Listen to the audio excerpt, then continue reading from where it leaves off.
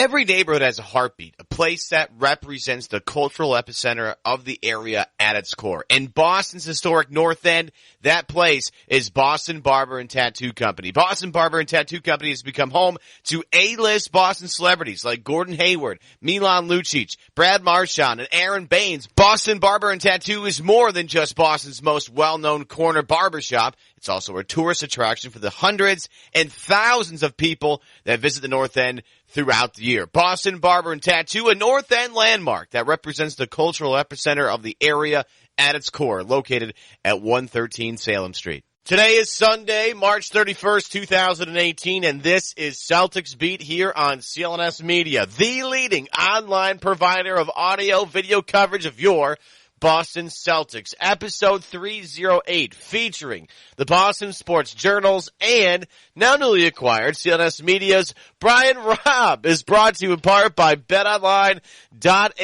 Go to clnsmedia.com/CelticsBeat. Use the promo code CLNS50, that's the number 50, for a 50% bonus at your first deposit.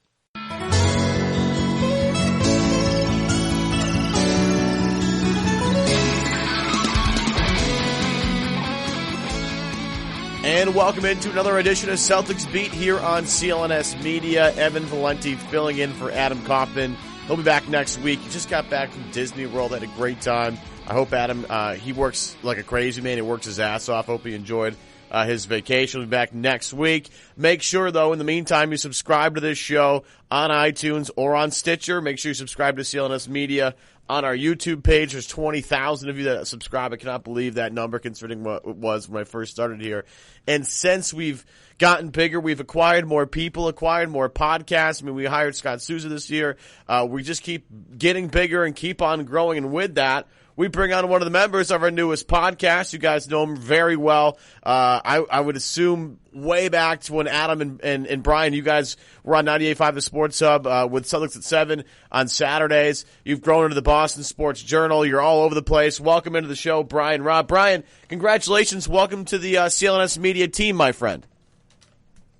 Thanks. Yeah, no, excited to be aboard. And, you guys have a ton of good podcasts on there already, so we're happy to be another one to join the bunch.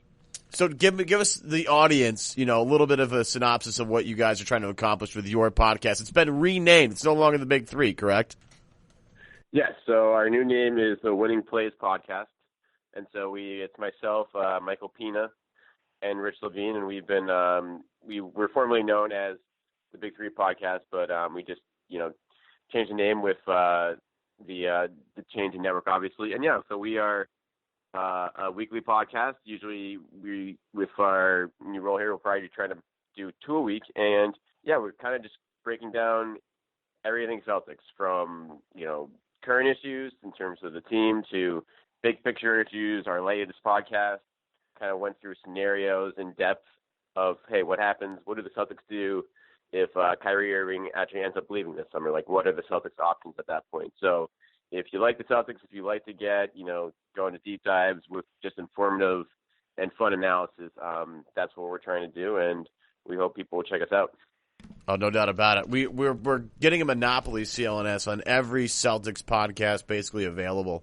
So there's a good chance if you have a Celtics podcast right now, we're going to someday probably acquire you and bring you on board and just enhance our Celtics coverage. Again, you guys, and your work over with the Boston Sports Journal is amazing. You guys do a great job over there, and I appreciate all the hard work you guys do.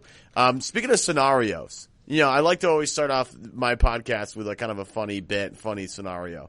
My buddy Sam Sheehan put out an interesting hypothetical. And I'll ask you this question just kind of as a funny one to start it off, bud. It actually has some interesting logic behind it. Should the Celtics have tanked to get to the 6th seed so they could play the Sixers in the first round and eliminate them right off the bat?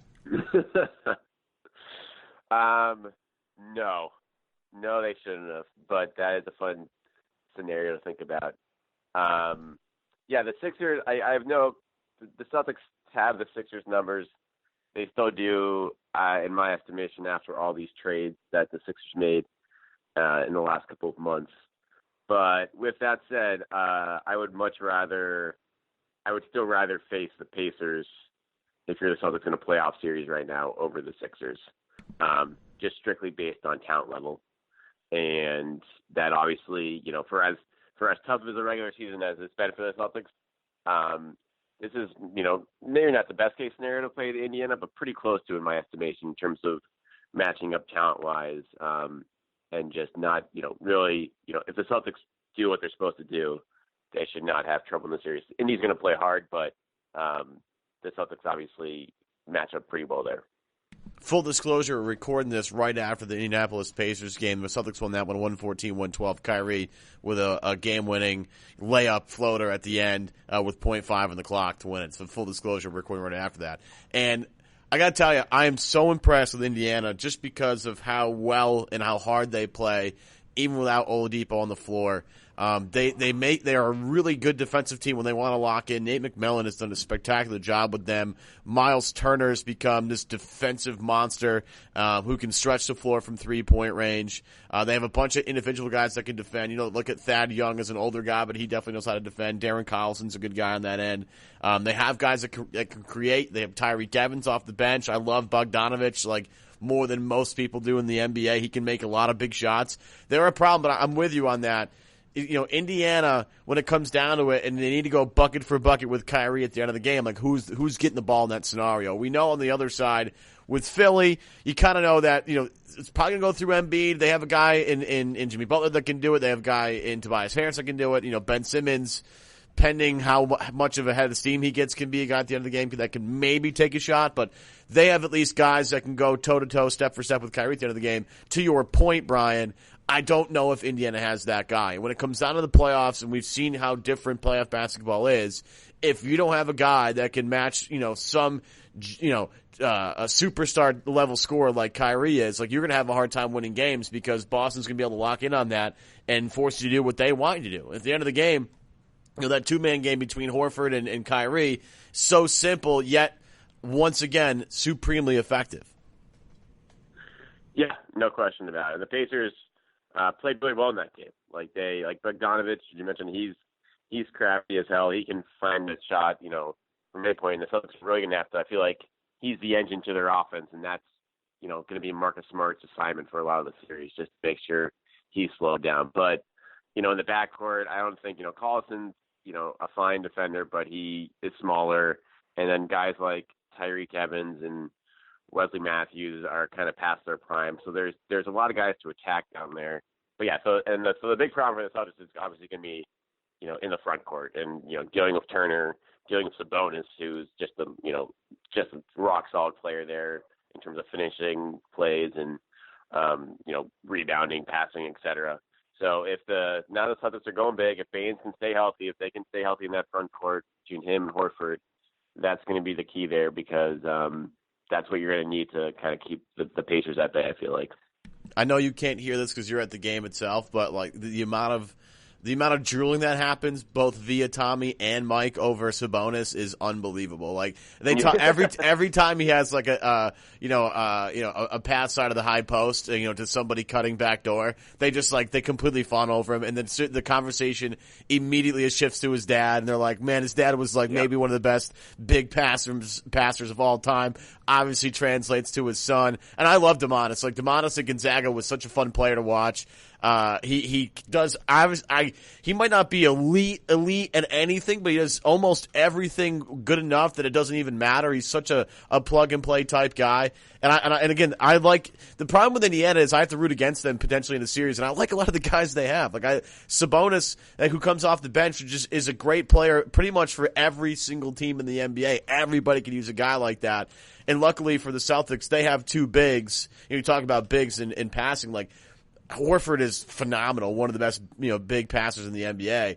But Baynes, I don't think it's enough credit for how well he moves the ball. His IQ is spectacular for a guy that looks like just a brute and a guy that's going to just clog up the paint and be a rim protector and be a force on both ends of the rebounding margin. He is actually surprisingly very intelligent as an offensive player. Moves the ball pretty quickly for a guy that's 6'10" and makes Dwight Howard look very small. Yeah, no question about that. So, it's going to be really interesting to see, especially the Celtics bench unit defensively has not been great all year. and we've seen obviously Brad Stevens make the transition now to in that trying to keep one of Horford or Baynes on the floor at all times, essentially, when those guys are playing together.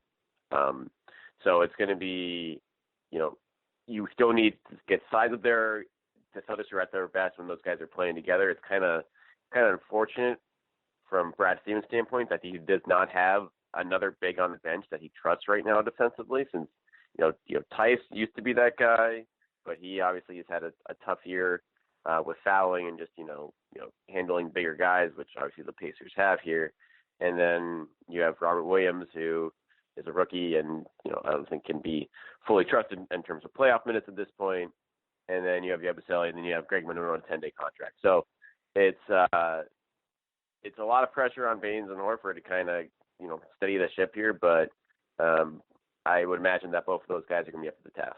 I'm not going to lie, I really enjoyed the Aron Baynes, Al Horford pairing to start games. And I think a lot of people have been waiting for Brad to do some sort of lineup change to try and get a different energy from this team, to try and make this team click a little bit better. Because I think we've all been frustrated various points throughout the entire season of the inconsistency of this team. And it's, all of us are like, no, you should start Hayward or start Brown or do this and do that.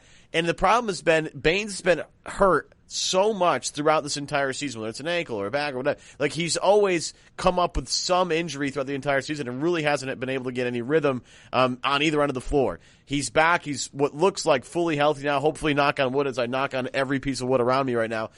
He's going to be healthy for the rest of the playoffs. You're starting to see kind of what of a difference he makes and how big of a role he has on this team. And now that they're going double big to start, and they sub out, Horford, I think first for Morris. I think they did that last night against Indiana. Just to try and spread out the spacing, spread out the staggering, and spread out the scoring loads. I think that's been probably one of the biggest parts of the last couple of days is finding a unit that really works together. I love the fact that they use two bigs. If you talk about using two bigs together, I know it's the small sample size. I think Tom Westerholm had this the other day. The Horford Robert Williams combo when they're on the floor at the same time is like staggeringly good on the defensive side of the floor. Like, they're like a plus 40 something or a plus 60 something, which is outrageous. I think Boston, they have all these small sample size lineups that have done really well together. And I know it's hard to trust a rookie in playoff time, but even Robert Williams has talked about how easier his job is when Al's on the floor with him to kind of help him through the rotations and help him, place him where he needs to be on the defensive side of the floor. I think the big rotation going forward is going to be interesting, but having Baynes start with Horford, I think, is a move that not only helps their starting unit, but helps space out that bench unit a little bit more and stagger guys a little bit better so that everybody's fresh come the end of the game when they can kind of figure out who they want to go to. I think Brad said last night, I have an idea who's in my starting lineup. Kyrie's the only guy that I know that's going to be there, and everything's going to kind of be in flux throughout the rest of the playoffs. But I kind of like this group. I like Kyrie with Smart, Tatum, Baynes, and Horford. It seems like there's 5 guys on the floor that really understand their role and understand how Kyrie's kind of the linchpin that makes everything go.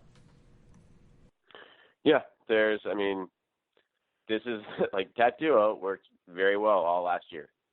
And I know it went, not that Brad Stevens forgot about it, but he was focused on smaller lineups pretty much for the majority of the year.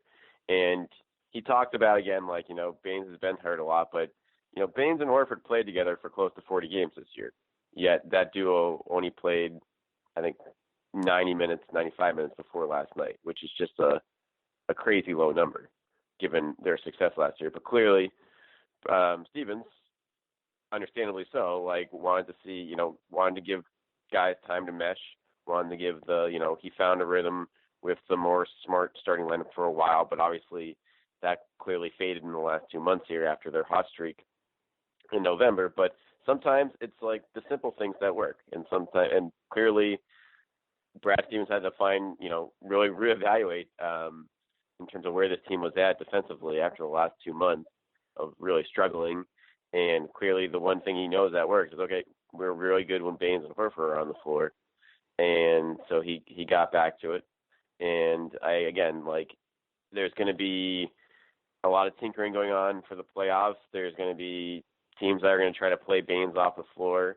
For as good as they were defensively, on Friday night at times. There were also, Thad Young missed a wide open layup down the stretch because Baynes couldn't get to him. Baynes got there late on a switch. So, but the pros firmly outweighed the cons at that point.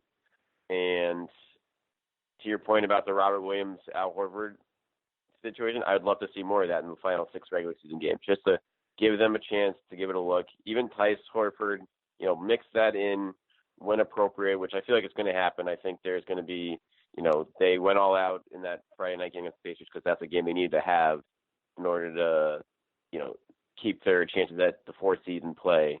But guys are going to be resting more down the stretch. There'll be more experimentation there.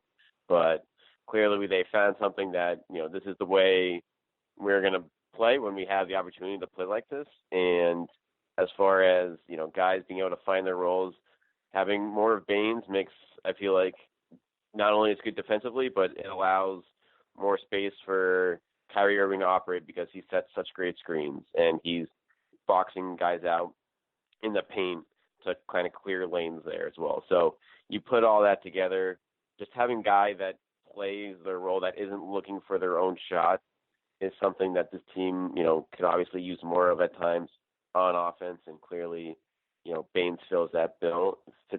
And, we saw, again, season high 33 minutes on Friday night, and he looked in pretty good shape for all of it. So that's pretty encouraging as well, coming off the ankle injury. I judge people based on their opinion of Aron Baynes. I've said this a couple of times throughout the season. He is so instrumental to what they want to do. He's such a smart player. Obviously playing for Greg Popovich when he was younger and learning from the guys that were in that organization at that time has clearly had a huge impact on him. And I hope that, a guy like Robert Williams is, taking Al's advice and Aron Baynes' advice and running with it, because I think you couldn't ask for 2 better big guys to learn from in terms of just basketball IQ on the floor. Those guys are great.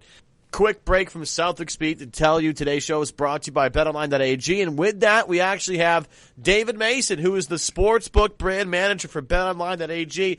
Make sure if you're looking to score some money late in the season, right, or getting ready for playoff time, you go to clnsmedia.com/CelticsBeat and use that promo code CLNS50. That's 50 at checkout when you do your first deposit for a 50% bonus. It's 50% bonus on that deposit. And, David, we're a Celtics podcast by nature, right? That's what we are, so we focus on. Celtics right now to win the Eastern Conference plus 350. Right now, I'm not going to lie, David, that's an awful bet, all right? I don't think the C's are capable of winning the Eastern Conference right now. They've been up and down all season long. They're making me extremely angry at this point with the way they've been playing. They're annoying. They seem to be a lot of drama on and off the court. They don't seem to have it together. They're not clicking at the right time of year. Plus 350. I think you're throwing money away, Dave. Yeah, those numbers are for Celtics, both Eastern Conference and to win it all. They're a little shorter than they probably should be. And that has to do with because we're exposed so much on them. People have been betting them all year. So, I mean, we have a big red number on both the Eastern Conference and to win it all. So the odds are a little shorter. You got to take a little bit of risk management into account and try to lower that red number as much as possible just in case. So when you see those future odds, a lot of those times they might be a little shorter or a little longer than they should be based on how the book is exposed or not exposed on that particular team. Right. And you look at them to win the NBA championship right now, plus 1,400, same as Philly, right? Denver behind them at plus 1,600, and Toronto slightly ahead of them at plus 1,200. I think if you're going to do any one of those, I think Toronto makes the most sense if you're going to bet the Eastern Conference and you're looking at a real value play. But again, if you're looking at Boston plus 350 or plus 1,400 to win it all, I think you're insane. I think you must be just the biggest Celtics fan of all time, and you can't quite seem to factor in how poorly this team is playing. David, would you expect the odds to change for the end of the year for Boston? Right. I mean, it can change just based on what they do. If they turn it around, like you said, they're losing everything. They're not covering. So that number's just low based on our high exposure on them. But, if they keep losing, it'll go down. Now, will it go down maybe as much as it should be? Probably not, just because we're so exposed on them. So if they should be plus 800, we might keep them at plus 600, plus 650 or something like that, just because we do have that big red number on them. Or if they do start putting it together and living up to their potential that everybody thought in the beginning of the season, then their odds could shorten. If they just put on a nice winning streak here and going into the playoffs, looking good, they could go down to plus 300, plus 325. Again, that big red exposure, they're by far our biggest exposure out of any of these teams in the NBA. So we're handling them a little differently than we normally would if we weren't exposed or just had a small exposure on them. No, I haven't been looking at the odds in the past for Golden State, but I have to imagine, minus 200 to win the NBA title might be the best odds they've had in a while just because of how dominant they've been over this stretch run. I mean, when they acquired Durant, I'm assuming their odds were astronomical in terms of, you'd have to probably bet a lot of money just to make a serious profit. But I feel like minus 200 for Golden State is probably as good as it gets. Am I off on that, Dave? Let me think. I mean, they've been down to like minus 175, minus 225. They're fluctuating. Even last year, during the regular season, they get a little bit longer once the playoffs start. But now they've been in that minus 175, minus 200, minus 225, up to minus 250 kind of range. Hasn't got on over minus 250, I don't think, the last couple of years during the regular season, however.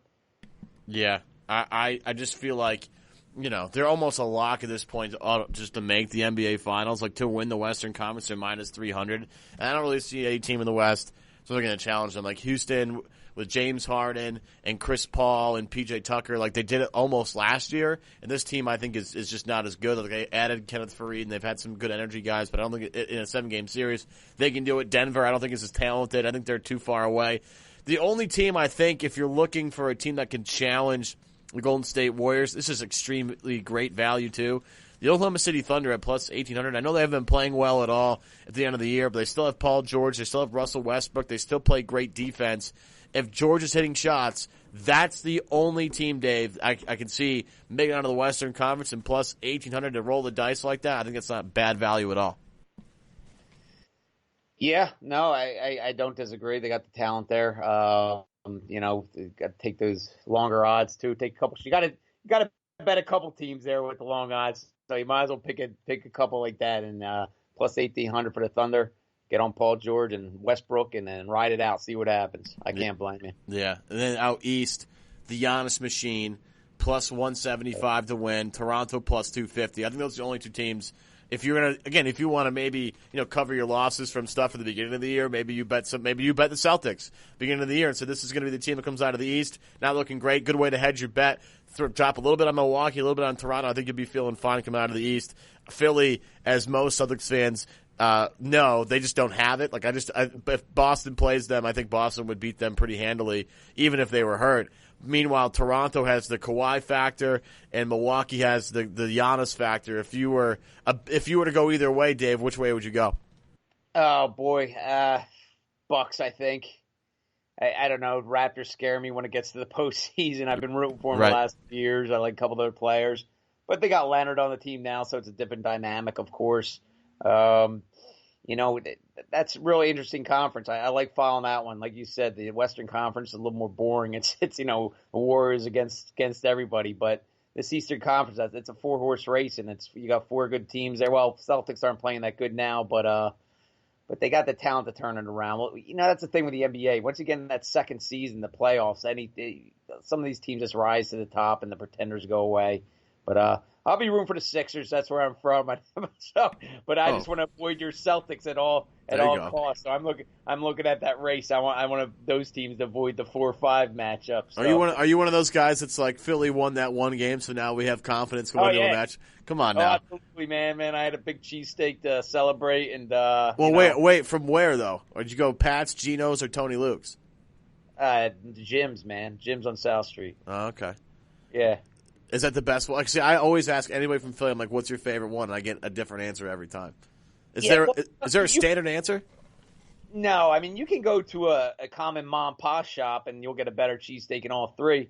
The thing with Pat's and Geno's is, I mean, they make so much and it's so crowded, they let it sitting out there, so it kind of gets cold and gristly. So, they're just making one after another. They're not making it to order. The thing is, they actually have a Geno's now in the Philadelphia airport, and that Geno's is better than the Geno's in South Philly because the Geno's in the airport, they're making it to order. So it's a lot more fresh, a lot more hot, a lot more steamy, a lot more delicious. That's a tip for your listeners. That's it. That's free advice right there, baby. David Mason of BetOnline.ag giving you guys not only tips on winners, but tips on cheesesteak in Philadelphia, which is actually, I think, a little bit more valuable sometimes in some of these odds, Dave. Now I'm hungry. Yeah, I'm starving now. Again, that's David Mason. He's a sportsbook brand manager for BetOnline.ag. Remember, folks, it's tournament season right now.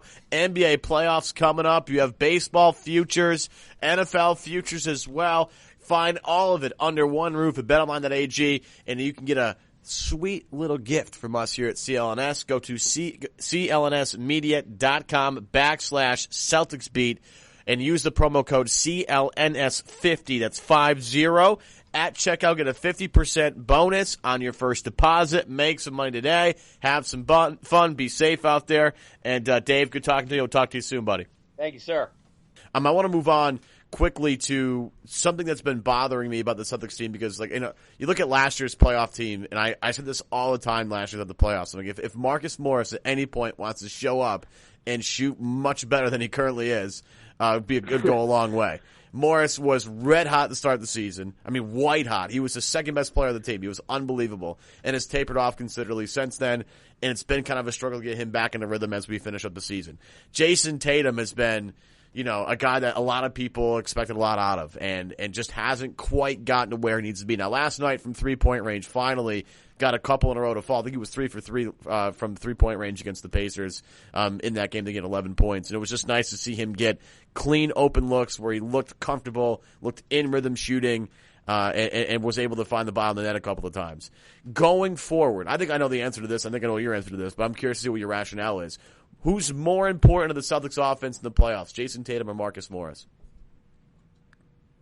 Oh, definitely Tatum. Just strictly to the fact, I think he's going to be on the floor more when it matters, particularly. Morris is there for clearly you want him in rhythm for the catch and shoot stuff. He's one of the, elite shooters on this team when he has it going from when he gets open looks from downtown, but you don't want the offense to go through him too much, obviously, since he can rely on the mid-range game a little bit too much, and his ability to just get to the basket isn't quite there at this age with his, foot speed and control. Tatum has a lot more promise in that area. We saw, that last postseason. We've seen it in, spurts this season. And, everyone remembers, the dunk on LeBron James in Game 7. Plays like that is what separates Tatum and what makes, okay, he can shoot and he can do that. So if, the Celtics have been, looking kind of for a reliable third option right now, or even a second option on some nights in terms of, they obviously have a lot of guys that can score in double digits, but, it's kind of who's who in terms of who's going to, give, the 15 to 20 points a night so there's not too much pressure on Kyrie and so there aren't scoring lulls when he goes off the floor. And so I think Tatum is kind of the best guy to fit that bill. It was great. It was encouraging to see him, shake out of a three-point shooting funk on Friday night, going 3 for 3 there. And you saw his impact on the final play of the game when Kyrie Irving hit the game winner. He was in the corner. Thad Young was guarding him, and Young kind of came off him for a little bit, but was afraid to leave him entirely, and that kept Kyrie's driving lane open for a layup at the end of the game. So that kind of gravity that Tatum has, the same kind of gravity that, Horford has in the last play, that kind of shows you who opponents respect on the floor. And Tatum is clearly that guy. And, if he's making shots in this postseason, then that's when the Celtics become a much more dangerous team. I'm going to make the argument for Morris, even though I agree with you. I think, obviously, Tatum's shot creation is huge, and his ability to knock down open three-point shots at the starting lineup is going to be massive going forward. The reason why you can make the argument for Morris, and I wouldn't, but you could, is, sure, when we've gone to the bench and when Kyrie's on the floor, the second unit offense, staggers. And part of the reason why it's been a little bit better recently is because Jaylen Brown is, remembering how to play basketball again, or at least remembering how to be aggressive again and attack the basket again. I love the way Jaylen's playing right now. He's just driving towards the hoop all the time and in great rhythm from 3-point range. But a lot of times that second unit can go stale. And unfortunately, Gordon has been playing a lot better on both ends of the floor. And I think he's best suited as a guy that actually facilitates as more of like their point guard or their point forward, and everything else kind of mold around what Hayward wants to do. But I think there's a case to be made that Morris's shot creation late in the shot clock, against second unit teams, or, the team second units, whether it's going to be Indiana or Milwaukee or Toronto or Philly, is going to be massive going forward because this team gets so stagnant when Kyrie's not on the floor. And part of that is actually Morris's fault, okay? Let's be honest with that. Part of the reason why that offense goes so stagnant is because Rozier and Morris don't do a great job moving the basketball around and making sure everybody gets a touch, which is why I think Hayward is important with that lineup. When it comes to their bench scoring, I think Morris over maybe everybody else just because he's a vet. Like, I'm not sure. I mean, we saw Jaylen last year step up into a huge role for the Celtics in the playoffs as a scorer. I mean, against Milwaukee, you can make the argument he was the best player on the floor for them. You can do that, or Al Horford. You can go either way. But Jaylen was so brilliant against Milwaukee, was banged up against Philadelphia, and was really good against the Cavs. So maybe it's Jaylen, but I needed somebody, Brian, on the bench has to be consistent as a scoring threat, and whether it's going to be Jaylen or Morris or Hayward or Gulp Rozier, somebody has to do it. Don't hold your breath. Yeah, right, exactly. And with everybody available, like I guess maybe I have the most confidence in Jaylen, but I would feel maybe a little more comfortable if it were Morris just because of how young Jaylen is. But that being said, Jaylen's played out of his mind the past couple of weeks, and I'm really starting to enjoy this new Jaylen Brown, who's just ultra aggressive, attacks the rim, finishes through contact, absorbs contact, and hits 3-point shots. It's been a really nice revelation. Yeah, I mean, out of all those guys you mentioned, though, it's going to be, I think, the guy in that group that is going to get the most opportunities. It might be largely dependent on their defense to keep them on the floor, because all those guys, whether it's Brown, Tatum, Morris, they've all had periodic lapses, and I think Brown's been on the whole obviously much better than those other two, but it took a long time for him to kind of work his way back into Brad Stevens' trust for like crunch time minutes. And all those guys are prone to making, communication mistakes, or just not, picking up guys hard enough off the screens, or transition defensive issues. That stuff continues. So Hayward, I think, has the edge on that front, since he, it's clear that Brad still trusts him, and his defensive IQ, I think, is generally there in terms of he's usually always in the right spot. If those guys, whoever proves that they can be in the right spots, and that they're, making, they're not leaving their teammates hanging out to dry on switches in transition or whatever comes up, those are the guys that are going to get, be on the floor longer, I feel like, in games, and then, again, have a better opportunity to step up as the, the offensive weapon, as a second or third option that this team needs. If you had a vote, Brian, what team All-NBA would you vote Kyrie Irving? Poof. I took a poll earlier in the year. I think I'd go for third, yeah. I'm torn between second and third team. Yeah, I'd say second team. His numbers have been that good.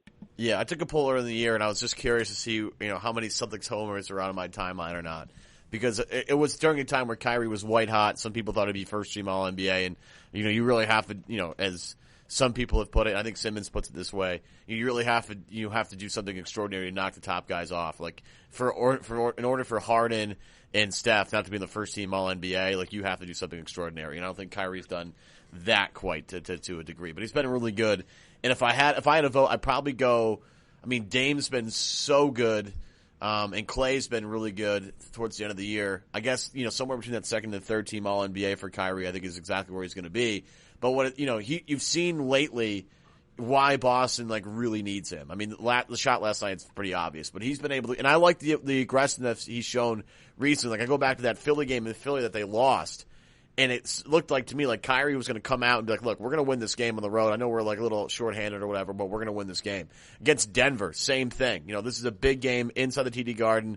Jamal Murray scored 50 the last time or whatever, and he took it a little personally, throwing the ball into the stands, and needed to exact his revenge. Even though they lost the game, I thought again Kyrie came out with great aggressiveness. I've enjoyed how Kyrie has been trying to at least to me, look like he's trying to get prepped for the playoffs in terms of like, this is what it's going to look like. I'm going to be aggressive. You guys need to follow suit. What it does to me is it shows me that Kyrie sort of trying to take a little more of a leadership role here and say, guys, like, we need to step up our play. We only have a handful of games left. This is how it needs to be. Everybody kind of has to readjust a little bit. Trust me, we'll get to where we need to go. And you look at the result last night, it's hard to argue that Kyrie is not at least, a guy that's going to really carry the Celtics to an interesting playoff run here, whether it's an exit in the first round or they go all the way to the Eastern Conference Finals. I'm not quite sure, or anything in between. But I got to tell you, Brian, I want to say the last 3 weeks, Kyrie just noticeably to me looks more aggressive early in games and, of course, always late. But I'm enjoying his newfound aggressiveness because Boston desperately needs a guy that can do what he can do. Yeah, there's no question about that. I want to say it was 5 of the last 6 games now where he scored 30 or more points, which is telling on that front. It's a situation where he's putting up a lot of career highs across the board from an offensive standpoint. It was encouraging again to see him make some of the simpler plays in crunch time. I think a lot of the time he's gotten himself into trouble at various points when he relies on the 3 ball too much, or just tough fadeaway jumper. Sometimes it is as simple as taking the ball to the hoop. And again, he did that against Philly. That didn't work out well, but it worked out much better against Indy on Friday night. And then sometimes he didn't get the ball at all, like against Charlotte, which, when Terry Rozier would take a 3 and that last, when they were down 3 in the final minute, that's situations like that hopefully don't pop up as much, obviously, as the postseason approaches. But what I'm looking for most from Kyrie down the stretch here, especially against Indiana, if they're going to play Baynes more, at the 5, and especially during crunch time, it's going to put a lot of pressure on Kyrie on the defensive end, because it was clear that he is going to be targeted, whether it's in the pick and roll or sometimes in the post if he does some switches. And he held up fairly well on Friday night, but that's an area where he's clearly capable of holding his own on defensively when he's really locked in, and it's going to be it's hard for him because obviously there's a lot of pressure on him to put in the effort on the offensive end as well because of the onus there. But if he can really, fight his way through picks and, not give up on plays and, make the extra hustle plays that we saw some of on Friday night as well, that is going to, propel this team's defense to a different level, because at that point there's really no weak points to go after in the starting 5. And that will, again, we know the Celtics can put up the points when they need to. It's getting the stops that has been the issue in the last couple of months, and that's where, again, Irving taking it to another level will kind of solidify this team's odds of making a deep playoff run here. You mentioned that you guys talked a little bit about what happens if Kyrie leaves and what the steps are. I have not listened to that yet, so I'm going to ask you this: have you considered? Because I was looking into this a little bit because I was thinking about. Could Danny doesn't like anything to leave for nothing, essentially. He doesn't like to lose assets for nothing. Right. If you guys mention a sign and trade possibility with Kyrie getting that extra year, getting something from somebody else, like the Knicks, potentially with that high draft pick? Yeah, so I mean, that's a sign and trade is always a possibility. The problem with that is if a team has cap room, then I'm not sure you're going to get anything useful out of them to do that trade. So that's, I mean, it's clearly something the Celtics would, love for that to explore if Kyrie tells them, they're going to leave, and maybe it happens again if he goes to a place, he wants to go to a place that doesn't have cap room to sign him. But if he's going to, the Clippers or the Knicks or somewhere like that, if that ends up being his decision, then it's hard to see any of those teams, trading anything of much value to the Celtics when they can just sign Kyrie outright. See, this is why I need you guys. You guys understand the cap way better than I do. There's so much language there that I don't totally get, and I need you guys to reel me in. Because I was like, wow, why wouldn't Danny just do that?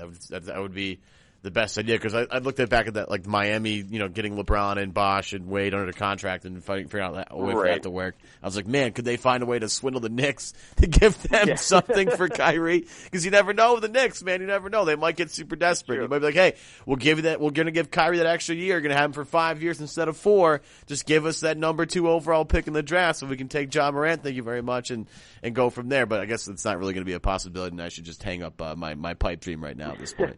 I mean, you could get a pick out of them potentially, but you're not getting that pick, that's for sure. That's the one I want, though. I need that. After watching Ja Morant this whole year and then watching him in the tournament, it's just I love that kid so much. He's just a great competitor and a great warrior. And if there's a way potentially for Boston to end up with him, that would be great. But I will settle for getting Lou Dort late in the draft in the first round, and I'll be totally fine with that because that guy's built for, one, Celtics Twitter and just from a frame and athletic body standpoint, and 2, I just like what he does. He's a guy that attacks the rim a whole bunch and finishes through contact, unlike most college players that play right now, for sure. Yeah, no, it's going to be really fascinating to see how the draft plays out. And again, when the Celtics look like they're going to have 3 picks here, potentially 4. Depending on what happens with Memphis. I don't want to talk about that. We're not doing so, Brian. We need to post it into existence, Brian. We need to post the Memphis Grizzlies dropping to 8 or 7 into existence, so that pick doesn't convey this year and it gets pushed back further. Because we need Herbert. We need the Riffs man to just because he gifted us Robert Williams at 27. We have to find a way to get him to also gift us a Memphis pick that comes in 2021 or something like that. That way it's, the protections are less. It'd be an unbelievable coup for Jeff Green. I still can't believe that's the real trade. Jeff Green for what could be an unprotected first round pick. Yeah, it's pretty wild just that it's gone. That Jeff Green, the shadow of Jeff Green still lingers over the franchise and is now rewarding the franchise for potentially. And I think obviously that could be a huge chip in the Anthony Davis negotiations if that doesn't convey this year, and it can be dangled as an asset this summer or beyond for sure. All right, Brian, plug your podcast, plug everything you're doing before we get you out of here. Yeah, so definitely again check out the Winning Plays podcast with myself, Michael Pina, Rich Levine. We are new episodes twice a week, generally early in the week, and then on Thursdays as well. So give us a subscribe there. And then you can check out my writing at bostonsportsjournal.com, and you can subscribe there as well. Great, gearing up for obviously huge playoff coverage, draft coverage, and then everything you need to know about the Celtics offseason, what they can and can't do, potential trade scenarios with Anthony Davis. We're going to cover that all in great depth, as well as Plan B scenarios if, the Davis situation doesn't come through. So, check it out there as well. And, it should be a real fun rest of the season. And thanks for having me on here. Welcome to the team, Brian. Appreciate the time. We'll talk to you soon. All right. Take care. And that will do it for this edition of Celtics Beat here on CLNS Media, the leading online provider of audio video coverage of your Boston Celtics. First and foremost, want to thank you guys, the incredible audience, before we take off for today. Make sure, if you haven't already, subscribe to the show on iTunes or Stitcher. Subscribe to our CLNS Media YouTube page.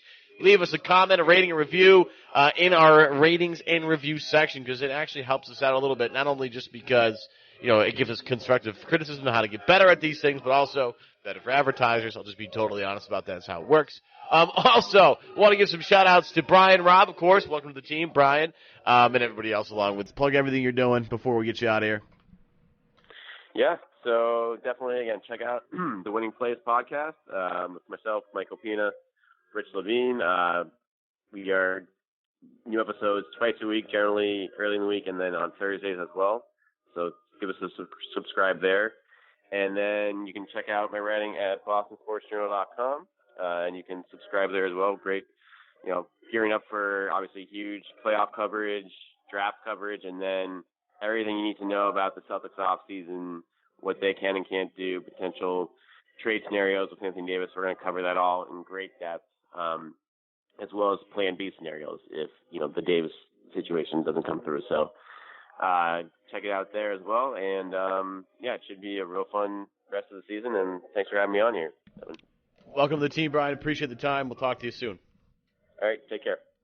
And that will do it for this edition of Celtics Beat here on CLNS Media, the leading online provider of audio video coverage of your Boston Celtics. First and foremost, want to thank you guys, the incredible audience, before we take off for today. Make sure, if you haven't already, subscribe to the show on iTunes or Stitcher. Subscribe to our CLNS Media YouTube page.